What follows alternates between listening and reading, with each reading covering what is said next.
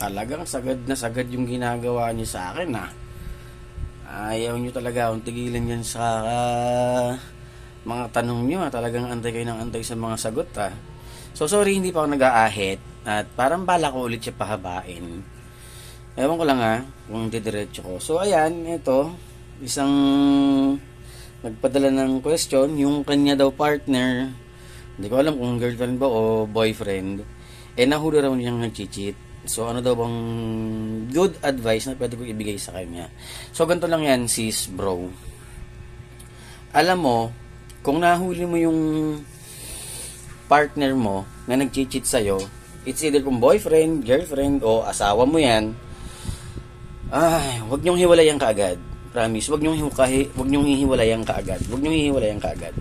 Tanggapin niyo ulit yung yung excuse na, sorry, tao lang, nagkakamali. Tanggapin niyo yung excuse na yun. Tapos, turuan mo na rin siya kung paano mag-cheat nang hindi nahuhuli. Best advice yun para sa akin. Turuan mo. Tanggapin mo na lang muna ulit siya. Tapos pagka okay na kayong dalawa, tsaka mo siya bulungan ng tuturuan kita kung paano hindi mahuli mag-cheat. Coming from kung ka-appear tayo. Tara, appear tayo. Huwag yun na muna akong kulitin, gusto kong matulog.